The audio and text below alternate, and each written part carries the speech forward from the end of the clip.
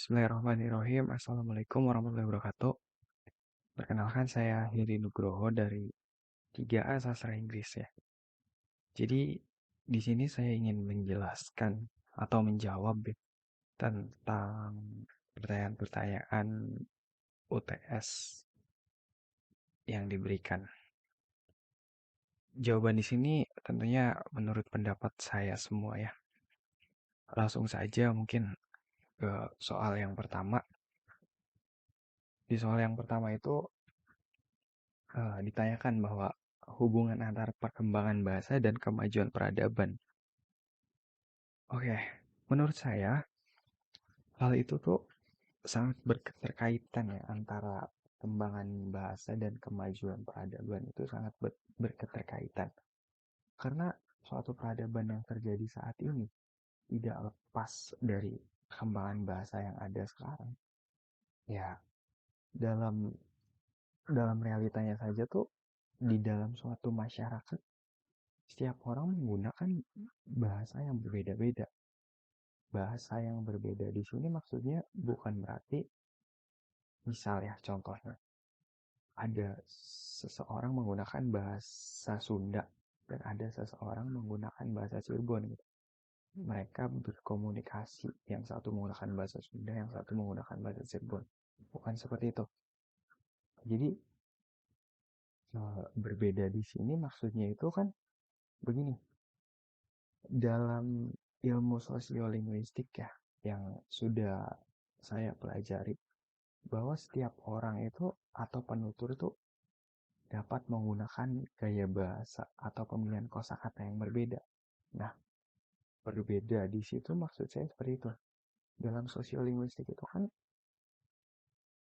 gaya bahasa penutur itu kan dibedakan atau diklasifikasikan itu kan bisa dilihat dari gender, dari tingkat pendidikan, lalu strata sosial, lalu ya, semacam itulah ya. Perbedaan di situ maksud saya seperti itu. Bukan yang saya contohkan antara si orang Sunda dan orang Cirebon tadi. Oke. Nah, maksud saya itu seperti itu.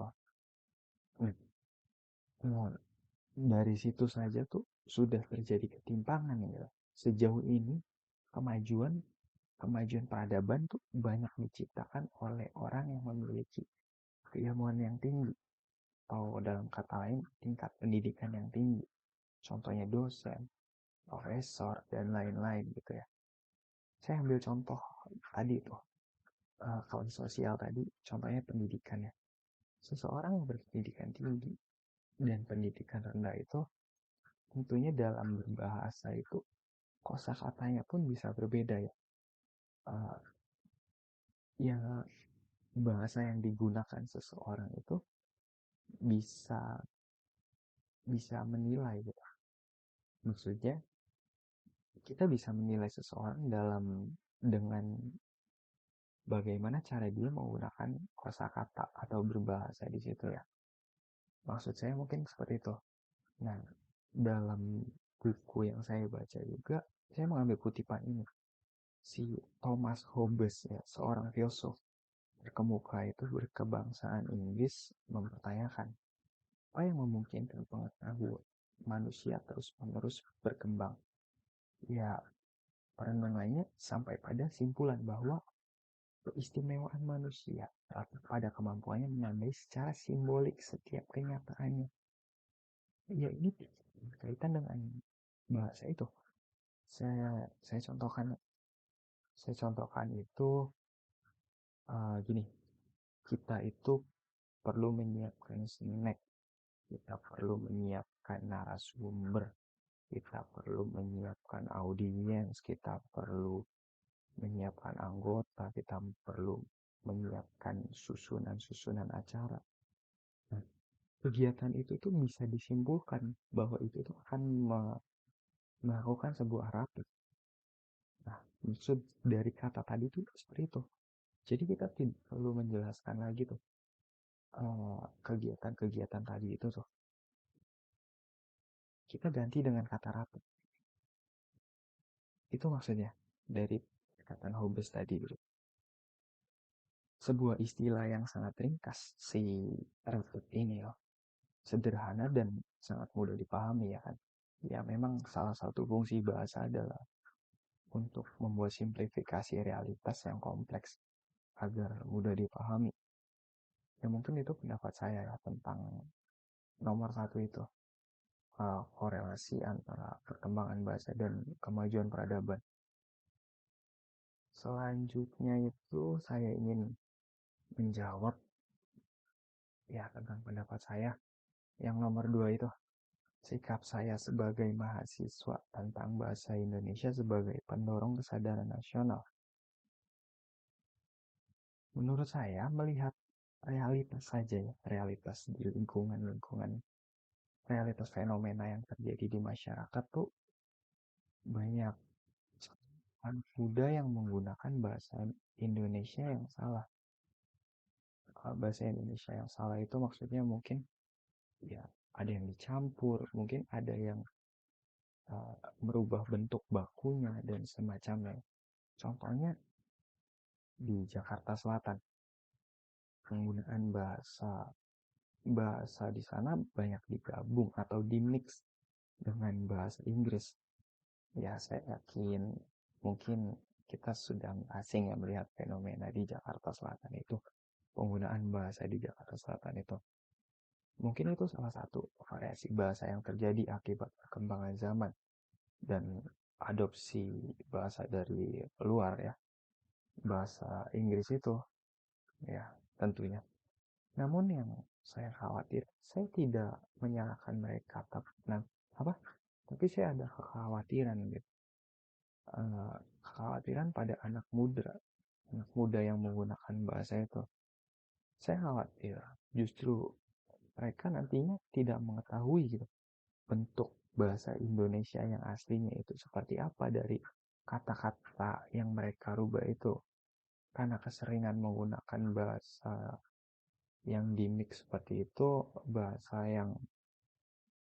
yang viral di Jakarta Selatan itu, yang saya khawatirkan justru mereka nantinya tidak tahu dengan bentuk baku atau bentuk asli dari bahasa itu. Ya itu yang saya khawatirkan sih. Nah, dan yang lebih parahnya itu nanti justru menghilangkan identitas nasional kita gitu. Nah, saya sebagai mahasiswa itu menyadari hal ini dan berpartisipasi ya, ya minimal dalam lingkungan kampus atau lingkungan sehari-hari saya itu menggunakan bahasa Indonesia yang baik dan benar ya saat berkomunikasi dengan dosen ataupun teman ataupun orang-orang sekitar saya itu. Ya selain untuk melestarikan dan menghindari kekhawatiran saya yang saya sebutkan tadi, ya itu juga bisa diartikan sebagai rasa cinta saya dengan tanah air ini. Ya, yang mana kita wajib bangga gitu menggunakan bahasa Indonesia atau bahkan bahasa daerah kita. Ya mungkin itu pendapat saya tentang nomor dua. Dan selanjutnya itu nomor tiga ya. Di situ ditanyakan tentang korelasi antara kemampuan menulis dan kepandaian membaca. Oke, pendapat saya ya tentang korelasi tersebut. Gini, seorang penulis itu sebagian besar ide mereka dihasilkan melalui membaca. Ya, kita uh, tidak memungkiri itu kan. Entah itu dari buku, jurnal, artikel, ataupun apalah. Mereka intinya baca gitu ya. Oleh sebab itu, seorang penulis yang hebat sangat sering atau suka sekali membaca buku. Ya kan? Betul. Ya betul. Kita analogikan seperti ini. Kita dapat membaca buku berdasarkan pengalaman seseorang yang dilakukan selama bertahun-tahun gitu. Namun setelah kita membaca, kita memerlukan waktu yang lebih singkat dari dia gitu, untuk mendapatkan pengalaman itu. Kita tidak perlu menunggu waktu bertahun-tahun untuk merasakan, ya memang kita tidak merasakan. Jadi setidaknya kita tahu pengalaman dia gitu, yang dilakukan dia selama bertahun-tahun itu. Setidaknya kita tahu. Mungkin itu salah satu ya. Apa? Salah satu manfaat atau tujuan membaca banyak buku atau banyak referensi. Ya masih banyak sih manfaat lainnya. Seorang pembaca itu tidak harus menjadi seorang penulis, tetapi seorang penulis sudah dapat dipastikan bahwa dia harus menjadi seorang pembaca. Betul, ya betul. Untuk memahami, di situ ada pertanyaan juga ya. Untuk memahami bacaan yang baik itu atau efektif ya. Oke, di sini saya ingin menjawab berdasarkan pengalaman saya ya. Untuk memahami bacaan itu secara baik agar lebih efektif, agar kita membacanya itu cukup sekali mungkin ya. Berdasarkan pengalaman saya. Dan ya ini saya lakukan setiap ingin membaca bacaan yang banyak seperti jurnal ataupun buku. Yang pertama tuh saya membaca tuh harus dalam keadaan rileks. Harus dalam keadaan rileks gitu. Dan usahakan itu lingkungannya itu enak gitu loh. Lingkungannya enak, lalu ya mungkin tidak ada gangguan kebisingan gitu dari lingkungan ya, pertama dari lingkungan dulu. Dan selanjutnya biasanya tuh saya menggunakan marker berupa stabilo ataupun apalah ya untuk menandai ya hal-hal yang menurut saya penting itu di sebuah buku itu. Biasanya saya tandai dengan stabilo ya.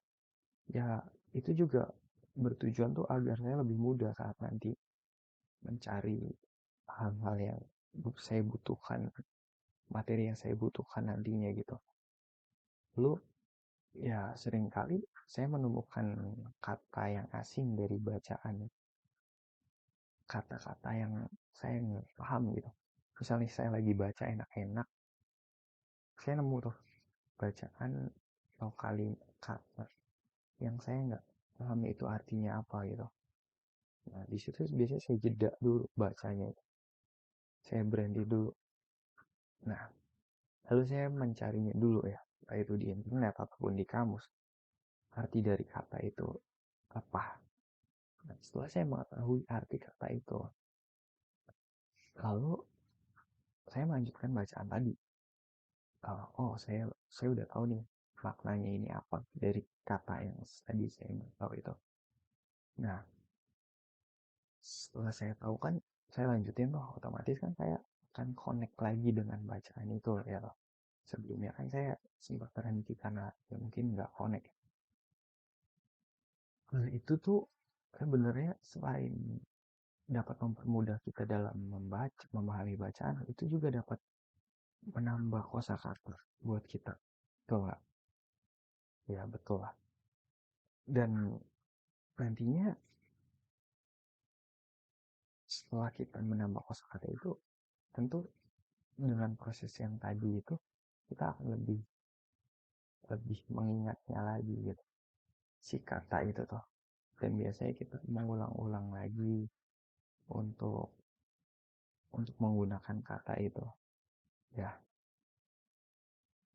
selanjutnya mungkin yang terakhir itu teknik saya itu setiap satu lembar atau setiap satu bab, setiap berhenti itu saya membuat rangkuman tentang pemahaman saya terhadap bab itu atau lembar itu. Saya membuat rangkuman, selain saya marker, saya tandai itu, saya membuat rangkuman sendiri.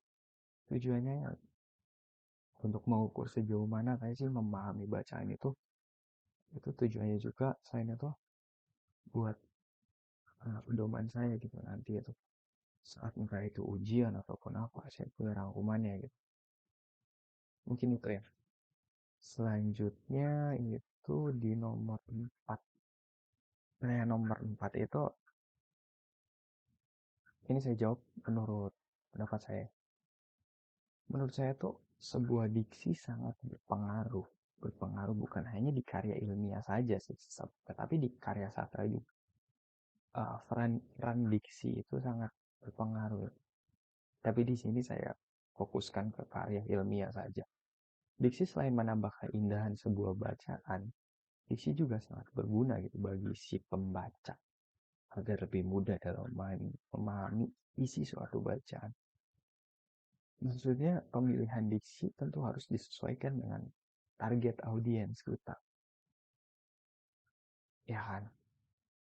Kita nggak bisa sembarang memilih sebuah kata atau diksi itu ya untuk sebuah tulisan jika kita target kita atau audiens kita itu anak remaja, anak SMP, tentu kita bisa menyesuaikan bahasa yang kita gunakan dan hal itu tidak perlu menggunakan bahasa yang tinggi.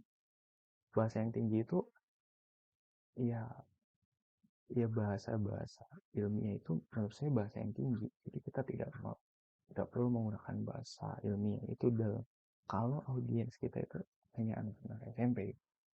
Karena yang dikhawatirkan itu ada mispersepsi atau salah pengertian untuk si audiensnya itu.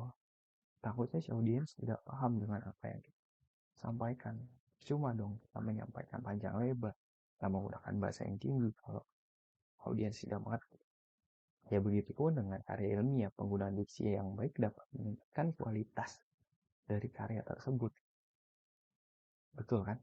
Kualitas seorang juga bisa dilihat dari cara dia menggunakan bahasa. Begitupun dengan karya ilmiah. Yaitu pendapat saya. Selanjutnya nomor 5 ya. Tentang kalimat majemuk. Sebelumnya saya ingin menjelaskan dulu pemahaman saya tentang kalimat majemuk itu apa. Jadi kalimat majemuk itu sebuah kalimat yang terdiri dari dua klausa utama ya atau lebih, minimal dua. Dan masing-masing dapat berdiri sebagai kalimat yang lepas. Jadi dua dua klausa ini mereka itu bisa berdiri sendiri-sendiri. Oke, untuk contohnya sendiri ada kalimat majemuk syarat ya, yang penandanya itu jika ada kata. Pertama ada jika, apabila, seandainya, misalkan. Nah, itu marker dari kalimat majemuk syarat. Contoh kalimatnya sendiri, kami akan berlibur ke Bali jika kami semua lulus dengan nilai baik. Di kalimat itu ada kata jika. Nah, itu bisa dikategorikan sebagai kalimat majemuk syarat ya. Selanjutnya itu contoh kalimat majemuk perbandingan. Marker atau penandanya itu ada kata daripada, ibarat, seperti, laksana, bagaikan. Itu marker atau penandanya. Oke.